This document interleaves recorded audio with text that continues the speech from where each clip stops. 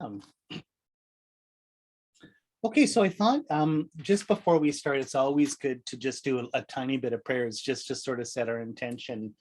Today's going to be sort of a question and answer, just discussion, whatever, sharing. But it's always good, nevertheless, just to make sure that the energy and the intentions are good. So I'm just going to do a short, I'm just going to read Gyan Lagima. You can follow along just with the sort of Gyan for the West copy here. Otherwise, you can listen and do the visualizations, okay? And then I'll just make sure that, like I said, just kind of like our intentions and energy is pure and we're sort of on the right vibrational level for the discussion, so to speak. So I know people have been complaining about my crappy London Drugs headset here, so I'm gonna have to get what I guess what happens is sometimes there's a bit of a buzzing because of the microphone. I noticed last week, so I'm only going to have it just for the prayers, and then I'm going to sort of take it off, and then it'll just be normal discussion stuff. I just want to make sure that people can hear me for this. Okay, so just take a moment again to relax. Come to sort of the present moment and the state here. And visualizing ourselves in a wide open space. You can see yourselves surrounded by all sentient beings that we're going to be meditating with. Whose behalf we'll be meditating. Again, our mother on our left, father on the right, people we love the most to support behind us, and people we like the least or have issues with in front of us. Then sort of outwards in concentric circles, we can think of human beings from all different backgrounds and places from all over the world, animals, different spirit beings. We can also just think that there's beings from lower states of rebirth, obviously. So there's, the celestial beings and God beings, gods and demigods, and then hell beings, hungry ghost beings. So just kind of like the whole samsaric families here to meditate.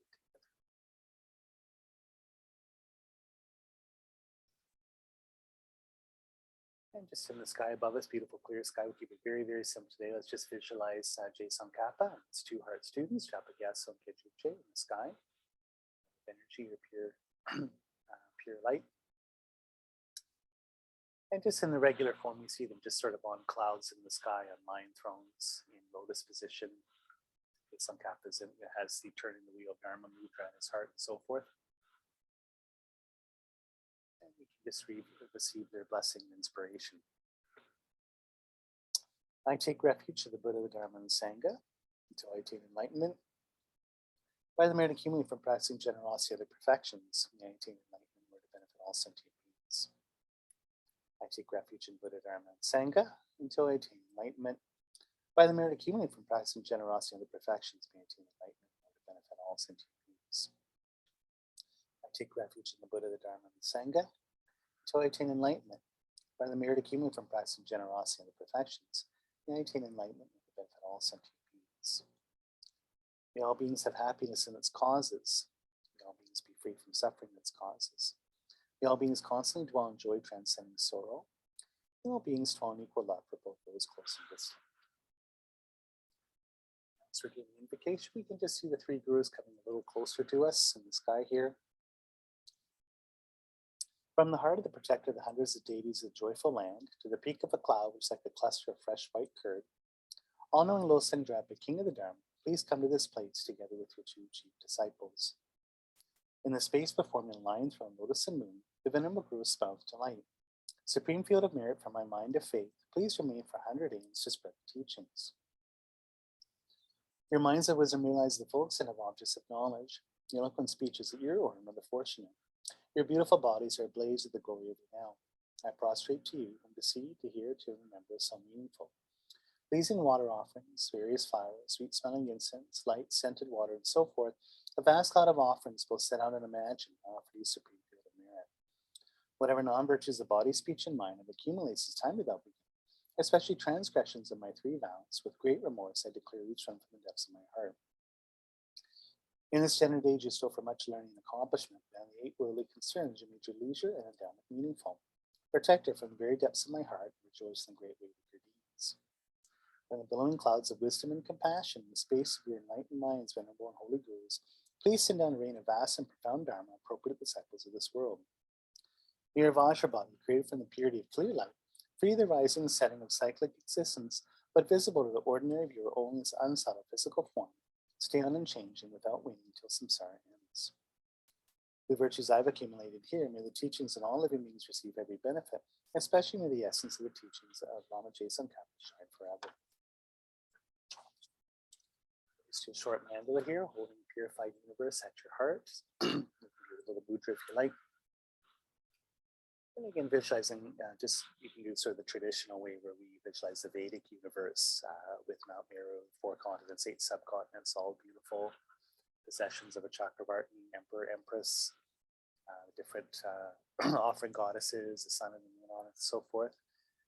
But basically, it's just the whole universe, the whole cosmos, purified, made beautiful, that we're offering up to the earth field, to the spirit world, to all of our gurus and all the Buddhas and Enlightened.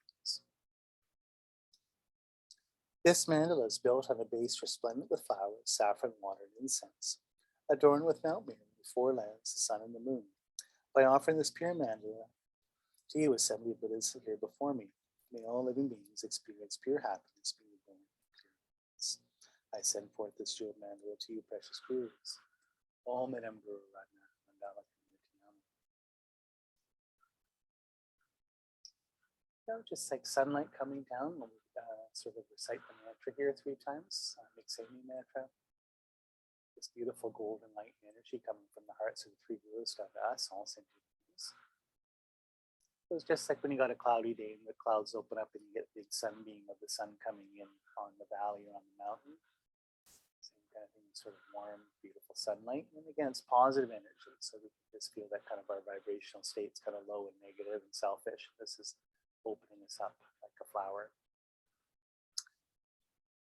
Meg me say wei cher chen chen wei si. Ri me ken pe wan po jam pao. Lu pung ma lu chom se sang wei. Dan chen ke pe sun ken song ka pa. Lo san dra pe sha.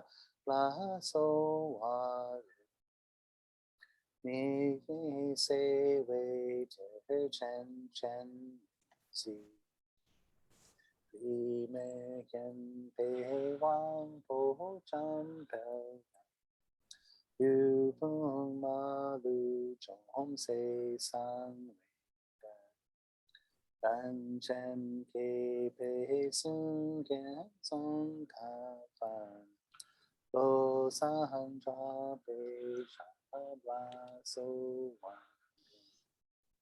Ming me say wei cher chen chen wei zi. Dri me kien pe wan po jam pa. Yu pung ma lu chom se san wei da. Dan chen ke pe sun ken. Song ka ban. Bo san dra pe sha bla so wan. You are of eloquent for great treasure, magical compassion, and Manjushri, master of flawless wisdom, and Vajrapani, lord of the secret destroyer hordes and monks, without exception. Tsongkhapa, crown jewel of the sages' land of snows, Losang Drapa, make request at your lotus feet. O my Guru Vajradhara Samana Gurus. And just for the dissolution here, again, just let's visualize the center of our hearts here. A little 8-petaled white lotus. I guess about the size of a quarter or so. And there's a flat white moon disc on top of it. And we'll dissolve Tsongkhapa into our heart, just on the little lotus and moon cushion. So we recite these verses. First of all, Japa Gyatso Kedrupchi melt in the golden light, dissolve Tsongkhapa's heart. And then he'll shrink down. He's in the sky like a sun, shrink down about the size of a sunflower seed. That is sort of pure golden energy. And to the crown of her head, into her heart. Glorious and precious root Guru, please come to the lotus and moon seat at my crown, and in your great kindness, please remain with me, and bestow on me the blessings of your body, speech, and mind. Glorious precious root guru, please ascend the lotus and moon seat at my heart, and in your great kindness, please remain with me. Please grant me the common and supreme realizations. Glorious and precious root guru, please remain the lotus and moon seat in my heart, and in your great kindness, remain with me. Please remain until I achieve the essence of the mind. Tsongkhapa sort of floats down to the crown of our head. There's our crown chakra, very, very sort of gently and slowly starts to descend. Our central channel, front of our spine. Really comes down like a little helicopter, just sort of lands on the lotus cushion there. And that starts to close up and dissolve. Just feel that his mind's mixing with ours. All the wisdom, compassion, power of the Buddha is going directly into our hearts.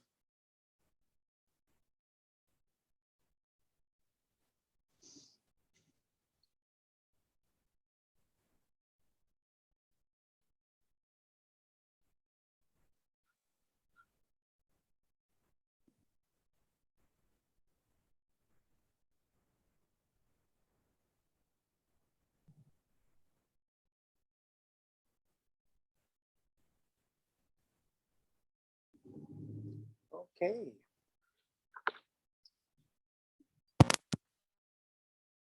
Can everybody hear me okay?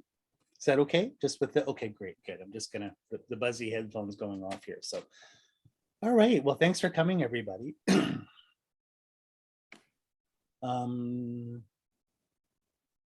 you hear me now? It's okay now? I just, Patricia was saying, okay, good, all right, that's fine. So, all right. So, I'm doing what I never did, obviously, when I was in grad school, which is sort of coming like a little bit unprepared for the discussion, but I just thought about leaving sort of it a little bit open in the sense that we can just sort of take the discussion where it goes. Of course, you know, the big thing is we're going to be discussing the three principal paths. I think it's nice to stay on that topic is rather than sort of go off onto other things. But of course, everything's sort of related in Buddhism. So the discussion can go to related topics if kind of they're part of it. Yeah, so I just, what we can also just, just want to make sure that everything's here. Okay, we could maybe start with renunciation and work towards emptiness. So I just thought maybe we could do there, or like a democratic vote. If people say, no, we want to spend the next 45 minutes just talking about emptiness, we can do that too, just one way or another. But what do people think? I won't put anybody on the spot, but you know, is there anybody like sort of thoughts or some reflections or concerns or even just some confusions, let's say, about renunciation? There's so many different ways of doing it. What I've tried to do is present maybe these three principal paths almost more from a tantric point of view, in the sense that the conditions you need to put yourself in a position where you do highest yoga tantra. And so there's so many different ways of approaching renunciation, but I've always felt that when you're looking at renunciation sort of a deeper view, what you're renouncing, of course, is samsara, but samsara as it's expressed in your body in the 5 contaminated aggregates. So what you're renouncing is your 5 contaminated aggregates. And this is precisely what you replace with your tantric practice, right? To become sort of the pure aggregates of the Buddha. What do you guys think of that? I mean, of course, renunciation, as you know, everyone just thinks renunciation is just whatever, burn your house down, divorce your wife and sell your car and run away to India. I mean, I wish I said, like, if I had $1 for every person that I meet that tells me I want to go to India and become a monk and live in a cave and meditate. Like, it's so many people's fantasies, right? It's like, you can't even meditate 5 minutes at home. What makes you think you're going to go live in a cave, right? But whatever. So what do people think about renunciation, or even just your own personal reflections here? So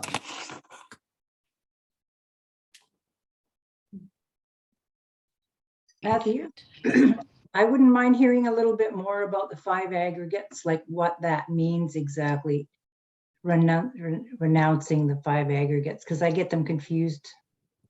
okay, okay, this sure, and I'll keep an eye on the time, because this is obviously a big discussion. But and again, this is by no means the final answer, or sort of this exhaustive explanation. You can see for yourself if you study Abhidharma stuff. It's also in LamRim, for instance, and in Low Rig. If you study mind and mental factors, you can see. So of course, skanda just means heap. So there's a sense of it's the 5 stuff, or the 5 things that characterize your life or experience. So if your life is just, if we're starting from a Buddhist point of view, which is always empiricist and pragmatist, in the sense that Buddha always starts by talking about your experience, your daily experience, sensory experience, mental experience, psychic experience, all these different things. But if your experience, like your life is kind of like a movie or a show that you're watching, what's in the show? Like, what if we try and separate things out, what do we get? What's in the flow of experience?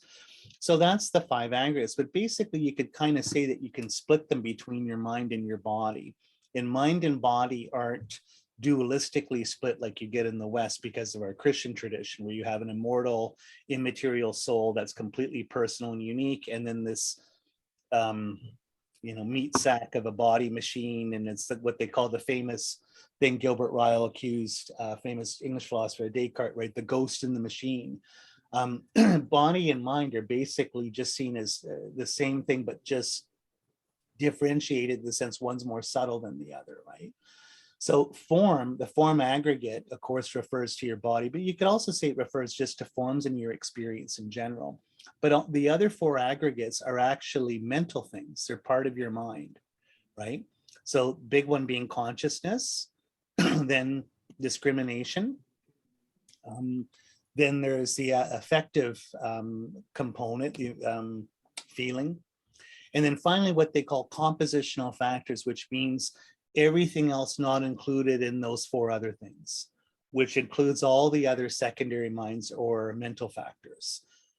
So again, we break it also to that we can, in Buddhist Low Rig, we talk about mind, primary mind, and then secondary minds. In other words, the primary mind is just your mind cognizing an object. Secondary minds are all the other little minds that characterize, qualify, differentiate the experience. Okay. So what does that mean? I know this is, sounds like a university class here, but like, what does that really mean? Well, if you've got form, your body, and then your consciousness aggregate, and again, what is consciousness for Buddhists? Mind is defined as being clear and cognizing. So it's just a sheer openness. There's no quality to mind. It's just pure awareness. So the other aggregates are what make the mind conceptual or different, or characterizing it in a certain way. So if mind is basically almost like a sheer transparency, it's almost like a glass of water, like it's the beautiful glass, crystal glass. You can barely see the glass and water's in it. It's almost like you can't see it. The mental factors end up, it's like dropping food coloring into the water to give it a certain color, right? If mind is just pure awareness and becomes what it's knowing, then it takes on the characteristics of the object it's knowing. So I remember it's in a good, Geshe Michael Roach has a great class where he says, basically, if mind always has an object, so mind and form, you're basically creating experience that way. It's the other 2 mental factors that make experience what it is. In other words, discrimination, that allows you to see the object, like we've been talking about emptiness, as something. And then feeling is that you have a certain mood or affective content with it. Do I like it? Do I not like it? Do I not care? So basically, when you look at your experience and look around, everything's like a figure ground. Things are coming out and becoming determinate against the backdrop of indeterminacy. Things are appearing as something to you. Here is my phone. I'm looking at it against all the objects around here. This is being singled out as my phone. And I feel a certain way about it. This is my phone. This is my umbilical cord. I love it. Or this is my phone. I hate it because it reminds me of work, blah, blah, blah.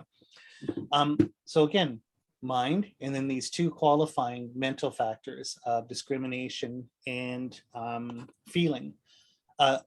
Compositional factors, the fifth aggregate, or other factors, would be other kinds of mental factors, right? Shame, diluted mental factors like inappropriate attention or anger. It's all those kinds of things. So what samsara is, this is what Geshe Michael says, it's amazing. The consciousness aggregate is just giving you a space for things to appear. The embodied or form aggregate is allowing you to have a perspective on things. The content of your experience is divided into those two things. The important things: discrimination, you're getting a specific object, and two, you have a certain feeling about it. So samsara is the fact that things appear to you judged a certain way and you have a feeling about them. Okay, now why is that samsara?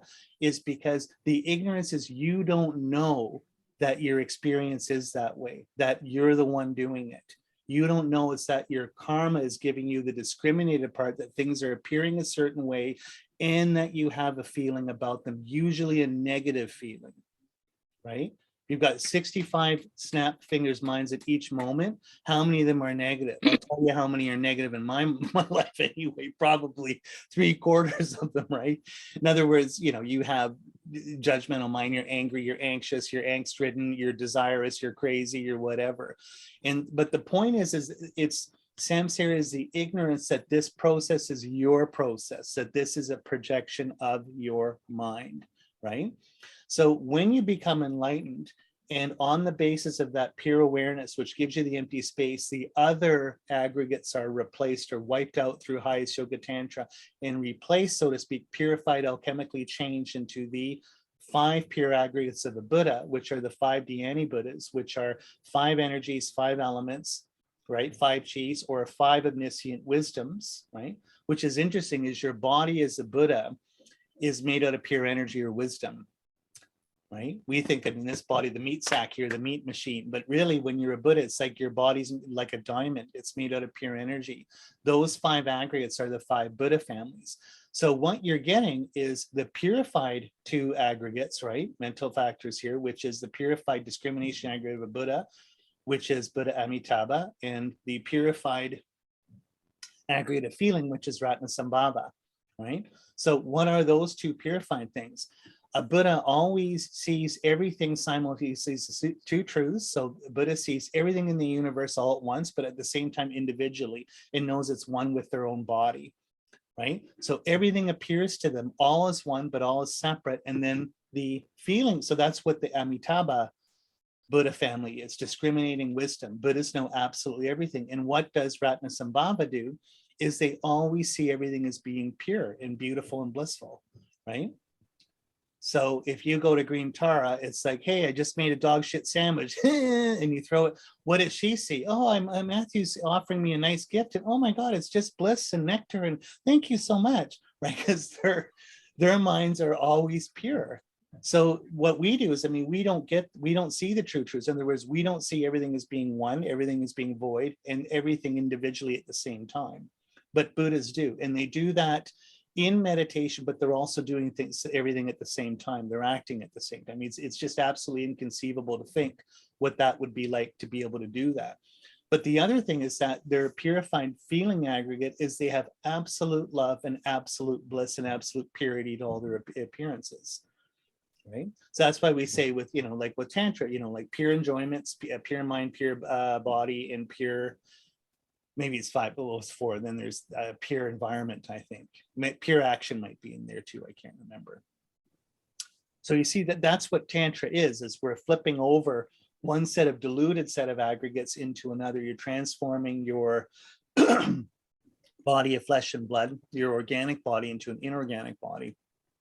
You're purifying your mind from a mind that, like I say, doesn't even see that it's setting up experience in a certain way, and it usually has a negative reaction to it, into something pure, right? Does that make sense a little bit?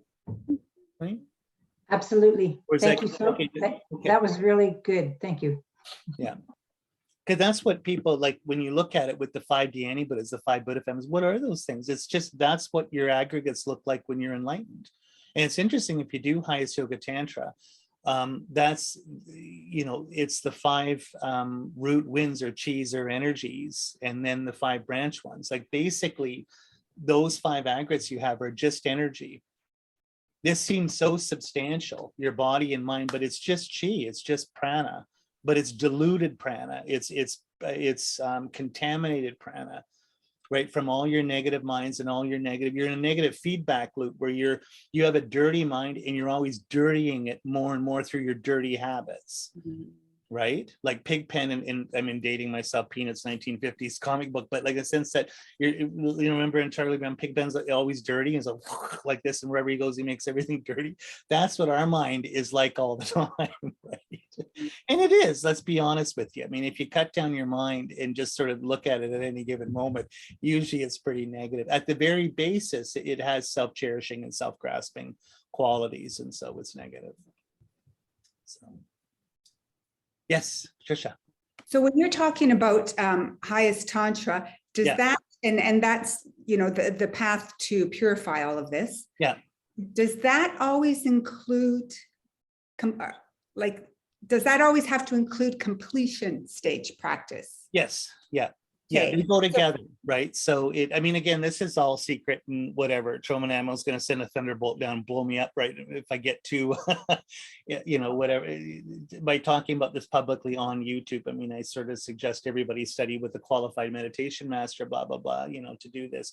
But yeah, they go together. Like technically, the 4 classes of Tantra are laid out in I mean, it's kind of interesting. No one does this anymore. And this is probably only done in Tibet, maybe 150 years ago or something. But it's traditionally, like if you look at, you know, the traditional Indian system going, and even the way Tsongkhapa set up the Gelugpa system, you would get your Geshe degree. So basically it's 3 PhDs back to back. So think how much work that is. I mean, you complain about being at U of T, having to do your doctorate. Imagine having to do 3 of them back to back, right?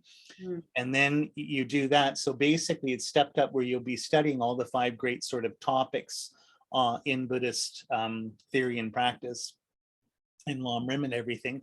And you'll sequentially study the 4 different schools of emptiness, each one leading into the other dialectically. In other words, you get one school of emptiness that sees emptiness as one picture. You see the flaws in that picture, and it leads to the next school, which corrects those flaws, right?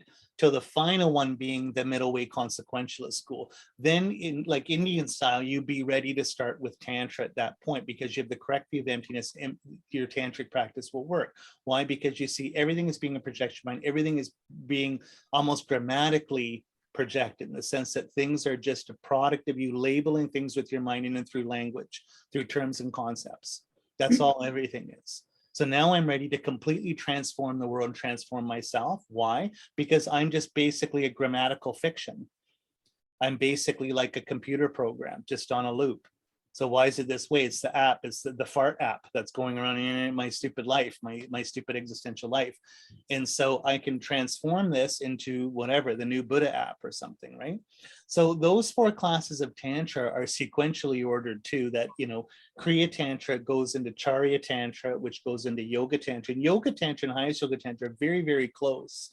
There's only the one that ever made it into, I mean, there's so many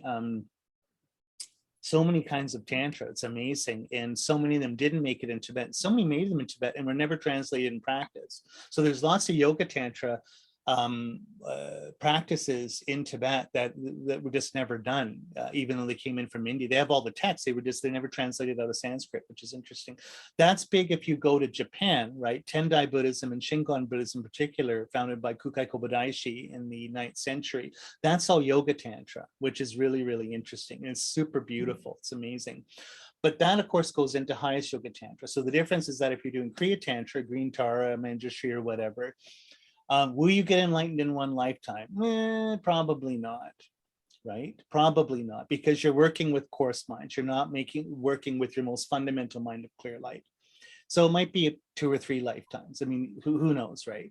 But as you go up, you get more and more subtle. So the point is that highest Yoga Tantra, you will be able to work directly with your mind of clear light. With, you know, obviously the KRIM practice sets everything up as being pure in your perception. Completion stage practice allows you to do isolated body, speech, and mind, to actually isolate your mind of clear light. So at that point, you have a non-conceptual mind, right? So a non-conceptual mind doesn't have distractions. You know, now when we meditate, remember, it says, okay, meditate on tranquil abiding, watch your breath, watch your mind. What's your mind doing? It's like either spaced out or you're like, and it's super negative, right? That's because those mental factors of, you know, coarse and subtle mental excitement or like distracted mind and mental sinking are pranas. They ride on diluted energy in your side channels here. When you collapse that into your heart chakra, all that energy, those minds don't arise. So you don't have distraction, right? So if the hardest thing you will ever do in your life is if you go to LamRim retreat and try and do a 3-year tranquil abiding retreat according to LamRim, read the instructions.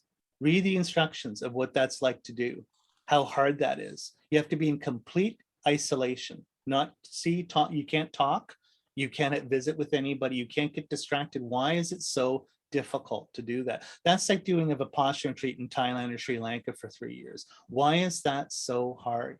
Because you're dealing with coarse minds. Your mind's like, I'm not saying it won't work, of course it'll work, but it's really hard. But imagine sneaking into the nightclub through the back door because you know the bouncer. You're not lined up 45 minutes outside waiting to get in, but hey, I'm on the list and I get sneaked in the back. That's what happens if you're able to isolate your clear light mind. Why? By dissolving winds in the central channel through your Chenmo practice, blah, blah, blah. You don't have those coarse distractions. You don't have coarse sinking or even subtle sinking, because the pranas operating those minds are gone. They've been dissolved inwards, right?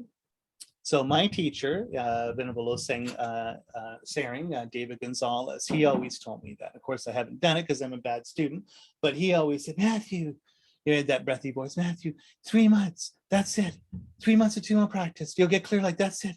Then you won't go back because you're at the 4th mental abiding. You'll never get distracted after that. And he told me that Lama Zopa would tell him, he'd be like, David, that's it. 2 months, 3 months. You don't have to do any more than that. Just do your Tummo practice. That's it. Because once you do Tummo, the whole point is getting to the 4th abiding, the 4th mental abiding out of the 9. You never sink back down. At that point, you hold the object and you won't drop it. So your mind's only going to get more concentrated, more and more pure, right? But if you do Tummo practice, that happens 10 times, 100 times, 1,000 times faster.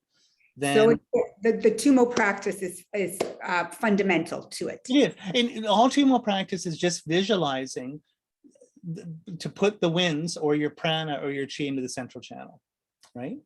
Tantra teaches, as Rinpoche says, a great quote by Sakya Pandita, who's the 3rd or 4th great patriarch, great teacher of the Sakya tradition, right? They say it's the 3 emanations of Manjushri in Tibet. Sakya Pandita of the Sakya tradition, Longchenpa Nyingma tradition, and Tsongkhapa the Gelugpa tradition, right?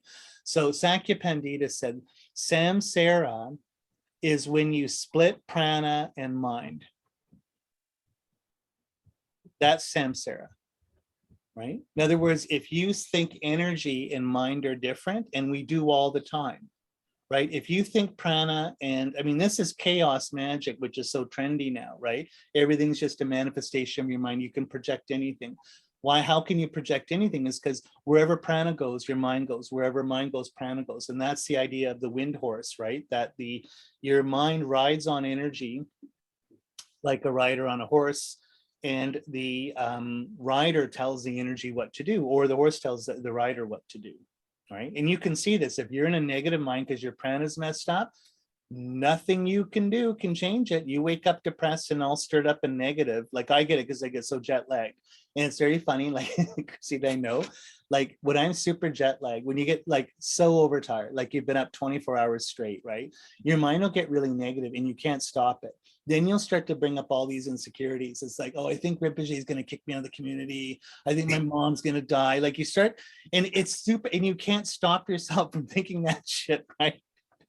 And then I'm talking to Christine, she's like, Matthew, you're just overtired. Like you're just like, you can't see it as being real. It's just a function of your prana being so diluted and contaminated, right?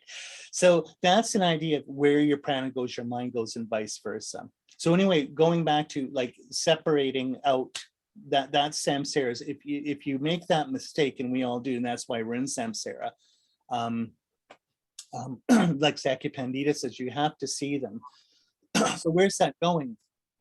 Wherever I put my mind in my body, my energy will go, as you know, through Chinese medicine. That's why resonance works when you're doing Tuina, where you're needling. That's why intention's everything when you're working with energy. Like I had it, one of my Qigong teachers, Kadra, was so great. She had this young guy, I think he's in Kitchener. This is like 15, 20 years ago. We're doing a therapeutic Qigong class. He was one of the big white guy like me, one of the big, like amazing energy workers I've ever met. And it was very funny because all he would do, he came from sort of a really sketchy background, is he would smoke 2 packs a day. So in the class, I mean, imagine this is like so bad in Chinese medicine, and he'd eat donuts. Like he was really overweight. So he's like super unhealthy. And you're like, dude, how are you a healer? But anyway, young at my age, but he really had control of his prana. And what he could do, it was amazing. As I said, oh, his name was like Dave or something. I can't remember. It's like, what are you going to do? We were talking and he's like, oh, I really like working with acupuncture, but to me, I just like doing it this way. And to me, everything is prana. And he said, watch this. And he went like this. He'd go pull out of his prana and he'd go like this. And I'd feel a needle go into my lung meridian here, like this right here, into the point. And I'd feel the meridians start opening up. And I'm like, what, man, what's going on? What's going on? And he's like, well, you have so much energy in your crown chakra, now you're depleting it with doing, but all I do is I visualize a long needle. And then I'll say, what element do I want it to be? Okay, metal element, it's going to be a white needle. And then I'll just go like this and it'll go into the person's point. So that's Tantra, that's magic, because he knows prana and he knows mind, right? So wherever the mind goes, prana goes. So just put your mind at your navel chakra in your central channel. What's going to happen? Your prana will go there. All the prana that's out here, making all the crazy world you live in, starts to come inward, right?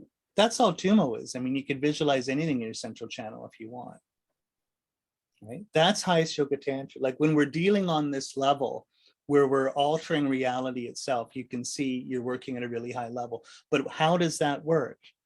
We have to have an understanding of emptiness, the correct view of emptiness. We have to understand renunciation, rejecting this that we take to be real, and we have to have the proper intention. We're not trying to be magicians or great chaos magicians or trying to be Yoda or Jedi Knight or whatever. The only reason we're doing all this work is for Bodhicitta. We're doing this to save all sentient beings from suffering, right? Yeah.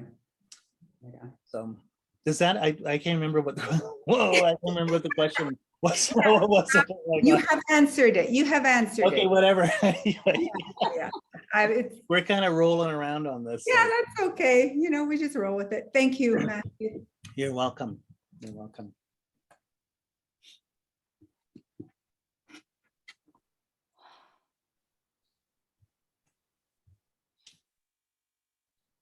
Anything else? Sharon? Singling out. Matthew? Yeah. Oh, I apologize for not asking questions, but you answer every question I could ever think of before I think of it. Yeah. And I'm just absorbing all this. What you just told me today was enormous. Yeah. So Well, you see, what's interesting, there's a, you know what, a great, I mean, I'm giving you sort of more of a like a tantric Gelugpa understanding or like a definition of renunciation. One of the best books you can ever read, one of the all-time best and my favorite, I haven't read it in years, is Trempa Rinpoche's Cutting Through Spiritual Materialism. I'm sure most of you have read it. If you haven't read it, go back and read it or read it for the first time. It is an absolute incredible book. And it's a book you can read over and over again, because every time you go back, like all great books, you get something different out of it. But as you progress on your path, that book becomes more and more subtle in the sense that it just really starts to answer questions. And it's amazing to think, like, that was the first real course that he taught, Trempa Rinpoche, coming to the United States. So it wasn't anything he did sort of at the end of his life. He did it right at the beginning, which goes to show how amazing and wise he was. Like, he was really setting a proper stage there. But he has a great definition of renunciation. He says, renunciation is letting go of holding back. Letting go of holding back. right? That's great. In other words, really do it. Really do your practice, right? Like we all know, hey, we're not in 3-year retreat. If we were real good yogis and yoginis, but I wouldn't be going to work to serve junk food on the way to Japan for 10 hours. I'd be in a 3-year, I'd be in a 3-year completion stage retreat, right? But I'm not. Here I am trying to pay the mortgage off and stuff. So I haven't let go of holding back yet, obviously. Now you want to do it in a wise way. Like Lama Yeshe always said that he always said in the 60s and 70s, you get these huge talks His Holiness Trijang Rinpoche would give on. It didn't even matter what he was teaching on, like Lama Chopa or something. And at the end of the talk, Lama Yeshe would say, like, it's like a month long. And he's like, okay, that's it. Thanks for coming. He said, right at that point, about a dozen people would go into retreat, like these monks and lay people. And yogis like, that's it. I hate Sanskrit. I'm out of here, right? And they'd run off to the mountains. And Lama Yeshe said, they'd only last a week and they'd be back, right? Because, it's, it's kind of like a fake renunciation. None of it's backed up. They're not prepared. They're not ready, blah, blah, blah, right? But I like that idea of letting go of holding back. Like Venerable Tenzin Palmo, that great Kagyu nun, she came to Toronto maybe 20 years ago, and in Vancouver actually. Did anyone see her? She was a really, she was amazing. We had her here at Zerling years ago and stuff. But in her book, I thought it was really a good book where she's just such an amazing person, and to think that that she would do all that back at that time in the 1960s is just incredible past life karma, right? But you think, well, she's like in 7 or 8 years in a cave in northern India. I mean, 12 years. Years and years.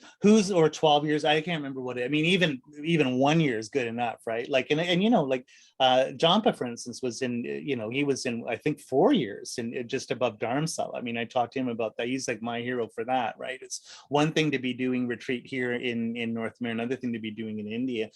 But in her book, you can read it, that Cave in the Snow. There was this point I thought was so amazing. Like, what an incredible yogini, where she says, I found maybe halfway through the retreat how lazy I was, that I was a bad practitioner. And I'm thinking, what does that mean? And she said, because more and more I saw how I was holding back in retreat, that even in retreat, I was rushing my pujas, starting late, omitting things because I didn't want to do them. So outwardly, I look like this amazing person. Everyone's doing prashnations. You're amazing, you're amazing, amazing. But inwardly, I'm like, I could see I wasn't renounced enough because I wasn't doing it well enough for myself. I mean, no one's watching except the Buddhists. I don't have to try and prove this to anybody. But in other words, I'm holding back.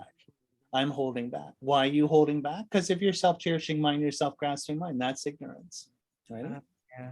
So Rinpoche says it's great that renunciation shouldn't be about letting go of things as much as picking things up, right? Like Rinpoche said, in other words, when you're really renounced, you just want to do Dharma all the time. Do I have a chance to go see the new Marvel superheroes movie or smoke weed on the beach? Or do I decide to go do retreat or do pujas? Like, I pick option B, right? I'm letting go of holding back. I'm doing more and more Dharma. And I think that that's a good way so in other words, look at renunciation as a positive thing rather than a negative thing, which is how everyone always looks at it. I don't want to have to give up my girlfriend or my new car. I don't want to have to give up snowboarding in the winter. It's always this thing where people think like renunciation is having everything ripped from you, when really it's just about changing your habits rather than doing all worldly stuff, whatever. You just start to do more and more and more Dharma, right? It's a wonderful reframing of it. That's powerful. Thank you for that. Yeah. I'll write that on a piece of paper. I leave little notes around. Yeah, no, but that book's excellent. Again, if you haven't read the 2 books he did right when he came, is one's Crazy Wisdom on 8 aspects of Padmasambhava, which is just an absolute masterpiece. I mean, everything he did was a masterpiece, but cutting through spiritual materialism. Because what is spiritual materialism? What is spiritual materialism? We all know what it is now because we see the, woke capitalism. We see that capitalism now, as we have it, is a spiritual capitalism, right? Like the 1950s, what's capitalism? You see all the old sitcoms or whatever. It's the dad goes to work at the factory, the office, and comes home, and and the wife's like, the housewife, and the kids go to school, and that they go to church on Sundays. But what you see, the way our secular, worldly, materialist culture is now, it's being spiritual, right? It's go do yoga, go on yoga retreat, eat, pray, love, do organic cooking in your new fancy thing that you bought off Amazon, be a nice person, go to the Dalai Lama, but in other words, it's kind of like cosmetically spiritual, but deep down it's extremely materialistic, selfish, and consumerist, right? Like, that's why I always say, being a shit disturber like I am, people at me, oh, Matthew, you teach meditation. Yeah. I just wanted to let you know that I'm not a religious person. I was raised Jewish or Catholic, but I'm spiritual. So I'm not religious. I always say, I'm not spiritual, I'm religious. In other words, like, I'm a traditional Tibetan Buddhist, right? Like, I'm not some this kind of flaky new age, whatever. Like, I'm actually quite orthodox. I say that just to sort of like, just to push someone's buttons that way, right? So anyway, you can see that's so renouncing in a lot of ways is renouncing all that. It's really doing deep spiritual work. I just heard yesterday, I was reading a book at a cafe, and this, there's my karma, this young guy, I shouldn't say, he's about 40, sat down, and I could feel he was a meditator, his energy was really good, and this young guy was there, asking about attending his Vipassana workshop. So I guess this guy was teaching or helping teach. He might be associated with Goenka's group or something, I don't know. And so the young guy was like, I just want to say I'm a recovering drug addict, but I really want to do it. And the guy was like, okay, I'll tell you what it's like to do the retreat, and what's going on. And I'm just listening. What can I say? That guy, they're just sitting right beside me. Of course, it's Dharma, so I'm listening. And right away I thought, it's going to be really hard for the student to do this retreat. I don't think he's going to be able to do it. And what's interesting, what the guy kept saying is, he's like, when you're doing Vipassana, can you do astral travel? And the guy said, well, it's possible, but that's not the point. Okay, when you're doing Vipassana, can you talk to spirits, or can you go? In other words, I want more distraction. I want more diversion, right? In other words, he's just being a good old fashioned drug addict, like we all are now, right? In terms of always being stimulated and being distracted and diverted. And I just thought, this guy is not going to be able to sit and watch his breath for a week. It's going to be too difficult for him. But I'm not going to say that, like, the obnoxious person jumping to someone else. Actually, I'm a Tibetan Buddhist meditation teacher. Can I help you? I'm not going to do that at the cafe. But it was sad to hear that, to see that young guy. And I thought, well, that's just so symptomatic of our time nowadays to be like that. Like, he's not going to just be able to have a distractionless, pure awareness. He has to be diverted and distracted that way, right? So that's, again, like, maybe the lack of, I could see that he just wants to have all these spiritual experiences that everyone wants nowadays, which is why all my friends do ayahuasca and all this plant medicine, this and that. People just want more amazing spiritual experiences. But when you look at it, that's just all worldly motivation. So intention is the key. What's your intention? Renunciation, in a lot of ways, is having the right intention of understanding karma and refuge and separating yourself out from worldly intentions, like the 8 worldly dharmas, right? That's a hard one. So I was just thinking, I'm sitting there, it's all about intention. In other words, what do you want? What do you want? Right? And then as Jacques Lacan, the famous neo-Freudian, always said, do you really want what you say you want?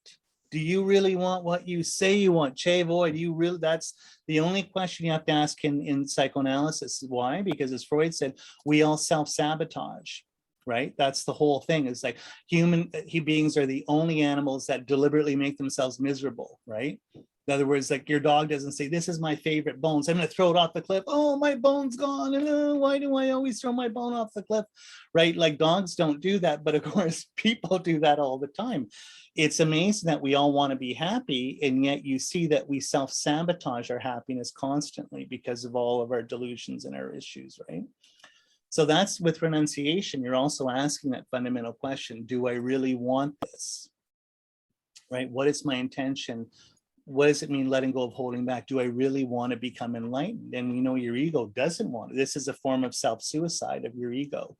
So you're going to, especially when you're doing Tantra, you see what happens, as we all know, when you go into tantric retreats, everybody goes crazy because you're dealing with your raw issues almost on an instinction. The lizard brain of your ego is like, emptiness, I don't exist, what are you talking about? You know, but that's a real fundamental question. Do you really want this? You can ask yourself that. And that's why you study LamRim in the three principal paths, to have all these explanations on the sense that you're, again, Freud calls it surplus enjoyment, right? Getting off on your issues. In other words, the only happiness I have is my suffering, so why would I give that up? So when I go into therapy, I don't want to get better, even though I'm coming to therapy because I'm stuck in my life. But deep down, I don't want to change. I don't want to give anything up. I want to stay exactly the same and not do anything, but I want to be happy. Can you help me, please? And the therapist is like, well, the only way you're going to be happy is if you change, right? Well, I don't want to change. No, why? Because this is the only happiness I have. Complaining about my issues to my friends, going on all the soap operas, spinning them around like a wheel in my head. That's the only happiness I've known for the last 10 years. You think I'm giving that up? Are you crazy? Right? Moving it over where you can actually change and do it's very, very difficult, you know? So you see, like I would say, like when you're working with Dharma and renunciation, it's really, really hard because you run up against these really, really deep psychoanalytical issues around, do you really, really want this? And I'll just say one more thing, and I'll shut up for one last few more questions. A great movie, if you ever want to deal with this issue or just go, is Andrei Tarkovsky. Is one of my famous Russian directors, considered one of the greatest movie makers of the 20th century. He's the one that did the 1972 film Solaris, that was remade by Steven Soderbergh, the American director, about 20 years ago with George Clooney. But you have to watch the Russian one. That's an amazing movie on emptiness. Very, very good. So that one, anyway, I don't want to get into this, isn't, you know, Russian film studies, but he made another movie, which is the sequel. So Solaris is all about dealing with your dark side, dealing with everything you don't want to deal with, right, in life, all the stuff, the traumas that you can't handle, right? So Stalker, which is the 19, and it's not about someone stalking a woman or something. It's is a magical movie. I really, you guys, people should watch. It was free on YouTube at one point. Really, really good subtitle. 1980. So basically, just quickly, Stalker are these sort of spiritual guides that lead people to this magical place, and it's a magical ruin in these magical room in these ruins in this post-apocalyptic world. It's never explained what's happened. The world's been destroyed, but there's this magical place that's like a genie's lamp where you go to into this room, what you want will come true, right? You'll get your wish. So the point of the movie Tarkovsky saying is that the stalker guide leads people to this place and nothing happens. They go into the room and nothing happens. Now the question is, why does nothing happen? Is the room fake? Does it not do what it's supposed to do? No, it's real, but people don't know what they want. Right? That's very profound. In other words, what is your intention? What is your desire? Do you really want your desires? So everyone, if I had a genie's lamp, you know, but as kids, what do you say when you get the genie's lamp? What's the genie comes out? What's your wish? I wish for an infinite amount of wishes. That's what we always said, right? Which goes to show you don't know what you want, right? When you. So anyway, you see, even with renunciations, getting clear on your intention. And I always say your intention, this is where renunciation dovetails into bodhicitta. The only reason you shouldn't be doing any of this is bodhicitta. The only reason, right? That's the correct reason for doing all this stuff. Anything else before we go? Maybe another couple questions or so, or sorry if I'm getting too much into like Russian film studies or whatever, but I really, really love that movie. That's a very profound movie. Matthew, can you tell me the name of that guy again, the Russian? It's called Andrei Tarkovsky. One of the greatest filmmakers of the 20th century, and a lot of his stuff people kind of rip it and put it on YouTube. You can see, so Solaris being an amazing one, very sad ending. You'll be like, ugh. Then he did Stalker, then he did Nostalgia, which I haven't seen, and his last one was called The Sacrifice, and that's a really beautiful movie. Did that in I think he filmed that in Finland or Sweden before he died in the late 80s, and they had a whole Tarkovsky film festival. And Christina loves it too, but she says, I can only do one Tarkovsky like once a year because it's so heavy. Like they're like 3 hours long and it's like super emotionally tense and stuff like that. And it's all subtitled. But that's a really good one. Stalker's really good. And what's amazing is that at the end of the movie, the stalker, his 2 people that he take fail the test. Nothing happens. And one of them won't even go into the room. So he please take me to the magical place. Okay, go into the magical place. I don't want to go in the room. I don't want to go in the place. Right? So he comes back and he's complaining to his wife. This is 1980. And he says, I'm scared that no one will want to go to this place anymore, that I won't have a job soon, that no one will want to go to the magic room because they don't want to be confronted with that issue, that choice, right? And then you see, he starts talking that it's fake, that the room is just a regular room. And he set this up mythologically to put people in that situation where they'll have to face their mind or their desires. In other words, the room's just an ordinary room, but he's told people it's magic to put them in that situation where they have to confront themselves. And then his wife says, well, honey, I'll go with you. Take me to your magic room. I'll go. And he says, no, what if you'll fail too? My own wife, what if you'll fail this test? It's a good one. So he's big Orthodox Christian, right? Tarkovsky, you can see it's all these like kind of like really, really heavy spiritual themes, right? It's anyway, one more question. What do you say? And then we can start to wind it down here. So it's 9 o'clock. Don't take you guys up too much time. Matthew, I have a question. Can you hear me? Yeah. What is the relationship between bliss and voidness? Those two, like bliss enhances voidness. Yeah. You know what? I'll be honest. That's a tough one. Technically. Sorry. Yeah. No. It's great. I mean, it's great. And remember, you have to talk to someone actually with this stuff. I'm like a tour guide, right? I'm like the Louvre tour guide. I'm not an artist or something. And, they always say, you can't, those who can't do teach.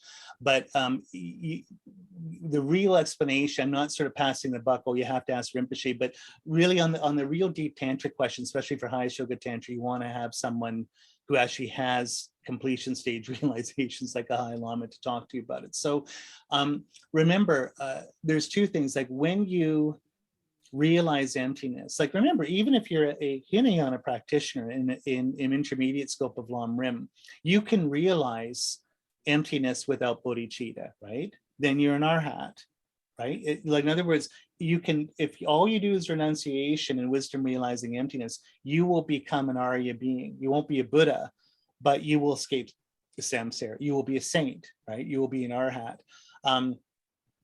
You will have, when you realize emptiness, the bliss of no longer having true sufferings, right?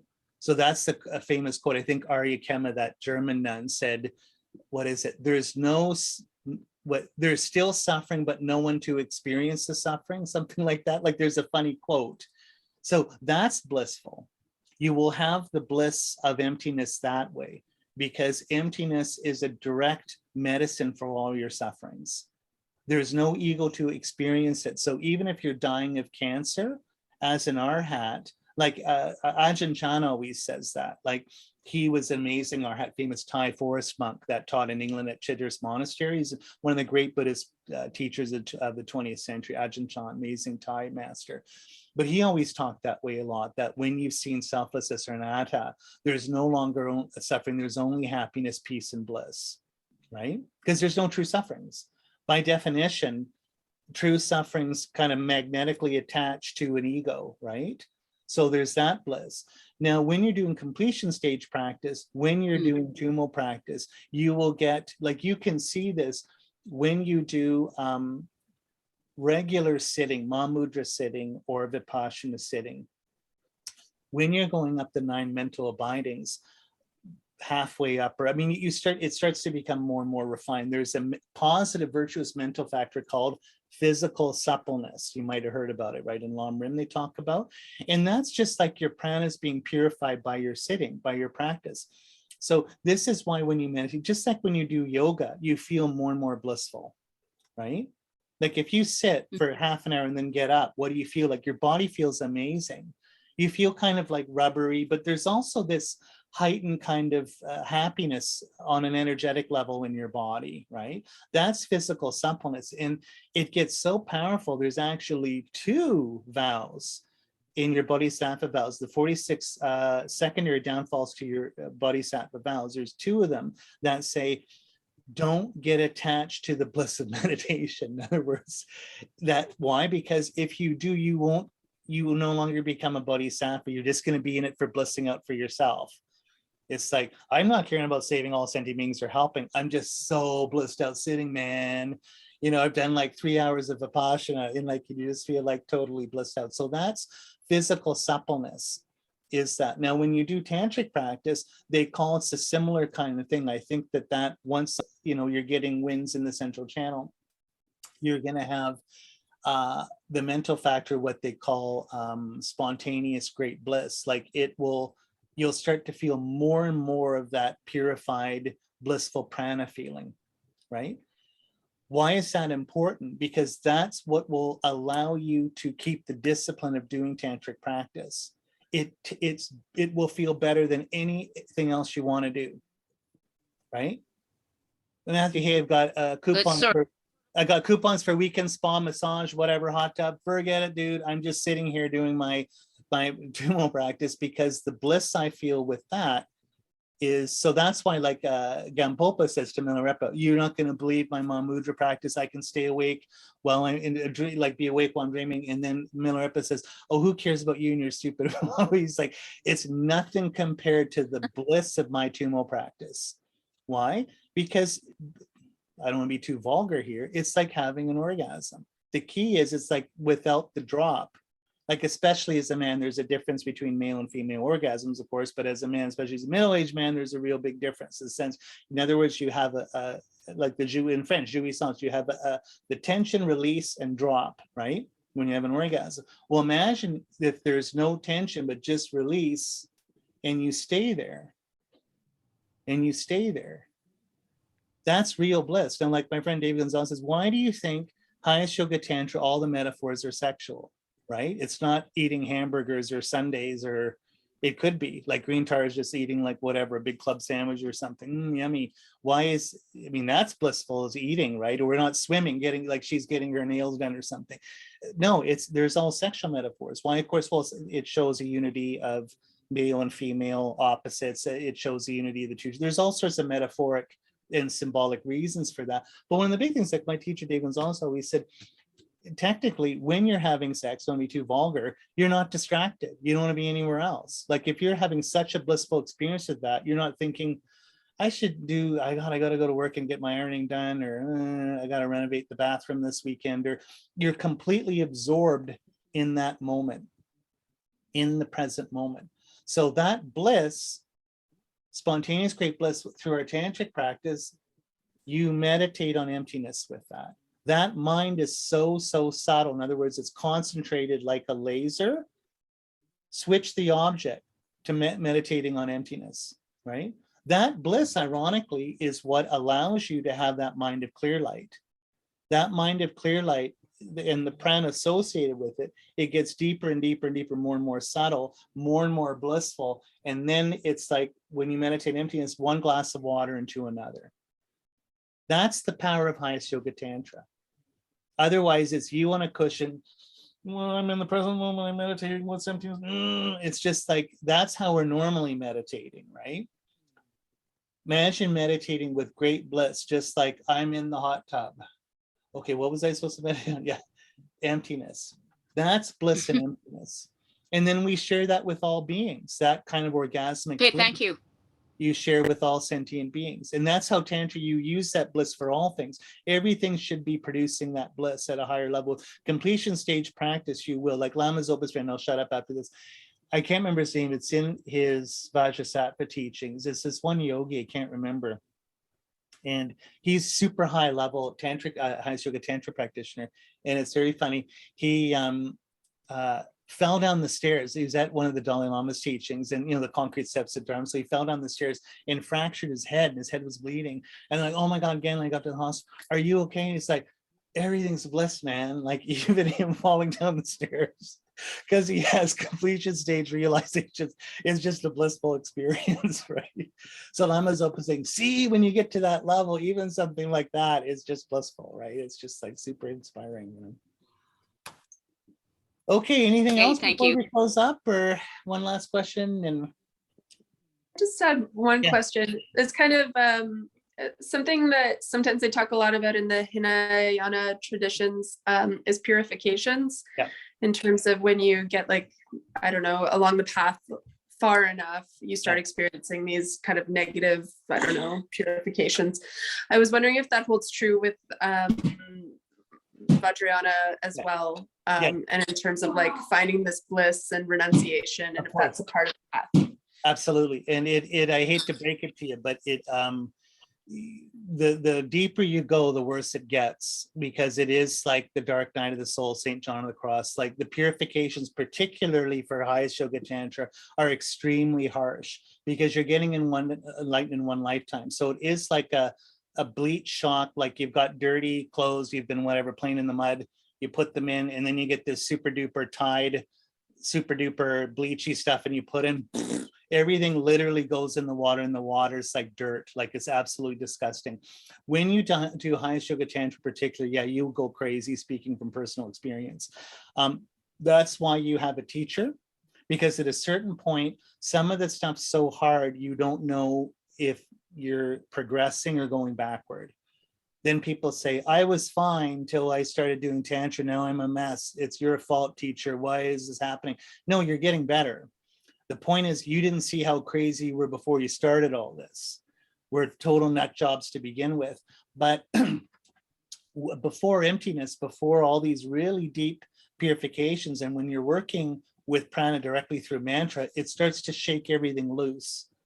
Like when you're doing a lot of mantras and stuff and visualization, literally, you know, it's like shaking a tree to get the coconuts out of it. All this negative stuff's going to come up. So when you're in retreat, you know, when you were bullied at 5 years old in your elementary school, when your mom spanked you at Kmart in 1982, you'll start having all these horrible memories.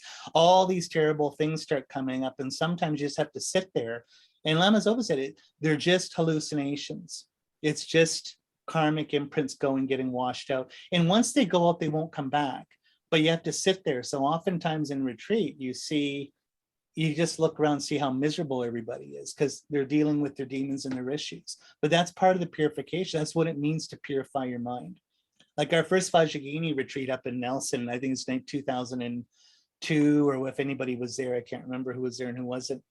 But it was 1 month, everyone went crazy. Like it was so hard because it was silence. The shower and water stopped. We all stunk. The food was an issue, and everyone's going crazy, all these mantras. And at one point towards the end of the retreat, Rinpoche said, "Do you have questions?" And Mary Jane Naring was so sweet. She stuck up her hand. She goes, "Rinpoche," and he goes, "What?" "My mind has a lot of delusions in it right now. Like, what should I do?" And we all burst out laughing, because it was like understatement of the year. Like you looked around and people looked like they were going to kill somebody. They were so messed up, right? And then of course what happens is you do the fire puja, and then everyone's high as a kite. "Oh my God, best retreat of my life. I feel so good." And you feel a lot lighter. But you know, the fulcrum of going through all that horrible purification, it's really, really real. And like my teacher, like David Gonzalez, he always said, at certain points, you start going crazy on a deep level. And that's why you have a teacher. Like you'll start thinking, I'm going nuts when you're doing highest yoga tantra. Because remember, you're changing your whole frame of reality. Like you think this is real. Matthew Richards, flight attendant, Vancouver, whatever. This is just a projection of your mind. So literally, according to Western psychology, you're making yourself crazy. You're going into an altered state. So it is like a shamanic death. So don't ever believe that. Whenever I read people, "Oh, I did this 1 year retreat, it was nothing but bliss," I'm always, give me a break. Like, what were you doing in retreat? On your phone probably the whole time and going out for brunch. Like I never believe, unless they're a really high-end practitioner, that it was easy or blissful. It's always really, really hard. You know, I did that 108 Springs retreat with Christine, and we were in the middle of a divorce. We were getting a divorce going into the retreat. And a couple times I thought, we're going to kill each other. Like they're going to find us dead with their hands wrapped around each other's heads. because that one, it was just such an intense retreat and we were so crazy going into it. And then at the end of it, it was so blissful. But that retreat, they say it's like a pressure cooker. In 4.5 months, it's the equivalent of a 3-year retreat. So it was really, really difficult. But you talk to anybody and the retreat's really, really hard. But the benefits are so much better and you have experiences amazing. And when you come out of it, you're way happier than you went into it. That's the key, is that it is an upward progression. It's just a really, really hard road with Hatha Yoga Tantra. And that's why I was telling people don't want to do that, then don't do Hatha Yoga Tantra, do Kriya Tantra or just do Sutra.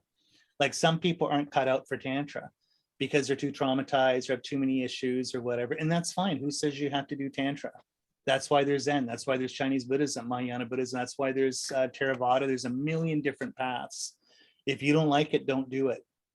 But I was like, these people, I want Tantra, but I don't want a guru, and I don't want to do retreats, and I don't want to do this, and I don't like raffle days because they're scary. And it's just like, hey man, maybe this ain't for you, you know?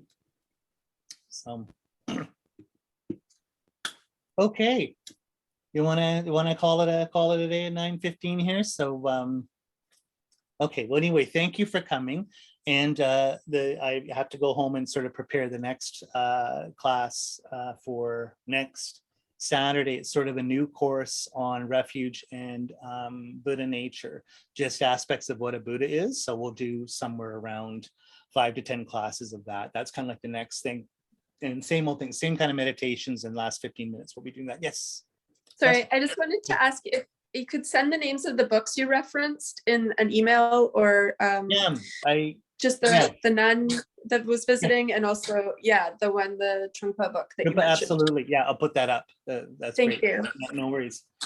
So okay, yeah, let's dedicate, and so more to come. And thanks so much for coming. Thanks for spending your Saturday morning with me, and we'll see you next time around. So let's just take a moment, all of our good energy and prayers and practice together in discussion and sharing the path, kind of like the true nature of Sangha here, taking all this good energy, lessons of all holy beings, our gurus and the Buddhas, truth of karma, and the power of our pure spirit intention of bodhicitta.